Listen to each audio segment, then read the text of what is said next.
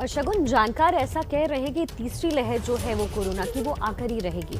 अगर ये लहर आती है तो कितनी घातक हो सकती है और इससे कैसे बचा जाए, इस पर बात करने के लिए हमारे साथ दिल्ली एम्स के पूर्व डायरेक्टर एमसी मिश्रा मौजूद हैं। सर, बहुत बहुत स्वागत आपका एबीपी न्यूज़ पर। सवाल डॉक्टर मिश्रा सबसे बड़ा यही कि जब हमें पता ही है कि तीसरी लहर आएगी ही आएगी, तो आखिर वो क्या उपाय है जो हमें करने चाहिए?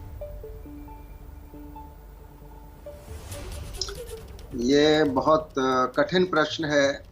इसका उत्तर भी कठिन है क्योंकि हम लोग जून के पहले सप्ताह में आपके माध्यम से भी राज्य सरकारों से और केंद्र सरकार से ये अनुरोध कर रहे थे कि लॉकडाउन्स पूरी तरह से न खोले जाएं।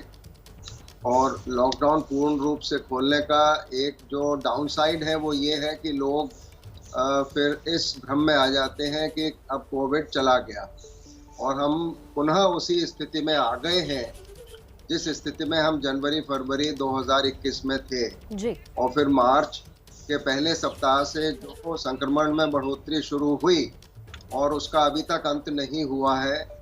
और तीसरी लहर मानी जाएगी अगर हम जैसे 4 लाख या 4.25 लाख के संक्रमण के रोगी आए थे प्रतिदिन मैक्सिमम, तो उसका 30% अगर इंक्रीज हो जाता है आने वाले सप्ताहों में, चाहे वो जुलाई के अंत में हो या अगस्त में हो।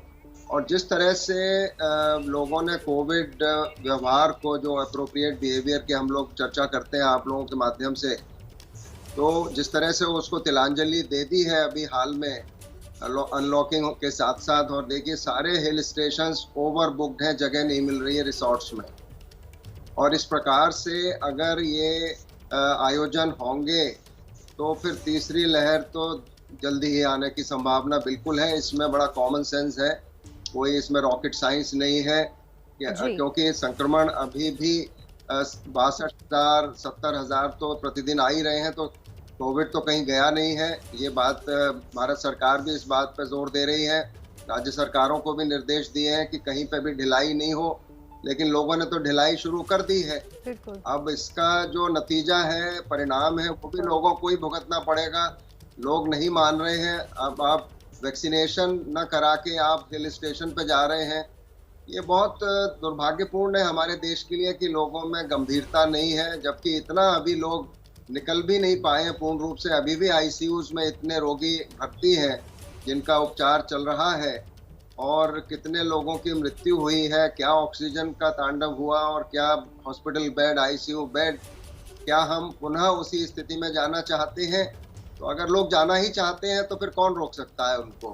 फिर तो ईश्वर भी नहीं रोक सकता और सरकारें भी नहीं रोक सकती। लोगों को अपना स्वास्थ्य अगर अपने हाथ में नहीं ले सकते, लोग अपना अगर सुनिश्चित कर लें कि वो ठीक रहेंगे, स्वस्थ रहेंगे, तो उनके परिवार वाले भी रहेंगे, उनके मित्र भी रहेंगे, पड़ोसी भी रहेंगे काम करने की जगह पे। तो ये, और इसका बड़ा साधारण उपाय है जो हम लोग बार बार कह रहे हैं, आप भी कह रहे हैं, मास्क तो लगाएं कम से कम और डबल मास्क लगा लें।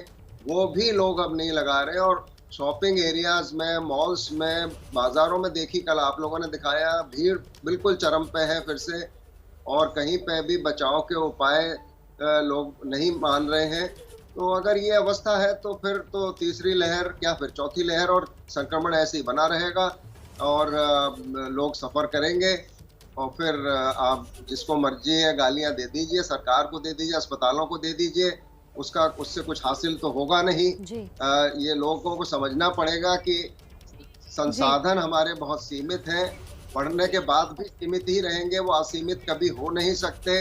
तो अगर लोग अब ये कहें कि 7 लाख 8 लाख केसेस रोज आएंगे तीसरी लहर में या चौथी लहर में, तो उससे निपटने की जितनी मर्जी आप तैयारी कर लीजिए, जितना मर्जी हम रो पीट लें, उतने साधन नहीं बनने वाले हैं। कितनी भी तैयारी हम कर लें, नहीं बनेंगे वो साधन। वो है ही नहीं उतने साधन, और बन नहीं सकते। कोई भी देश नहीं बन सकता, चाहे अमेरिका हो, यूरोप हो, कोई भी बड़े से बड़ा देश हो, अमीर से अमीर देश हो, असीमित साधन कहीं पे भी डिजास्टर के लिए नहीं हो सकते। जी, डॉक्टर मिश्रा, हमारे साथ जुड़ने के लिए बेहद शुक्रिया और ये तमाम जानकारी हमारे दर्शकों के साथ शेयर करने के लिए आपका बेहद शुक्रिया।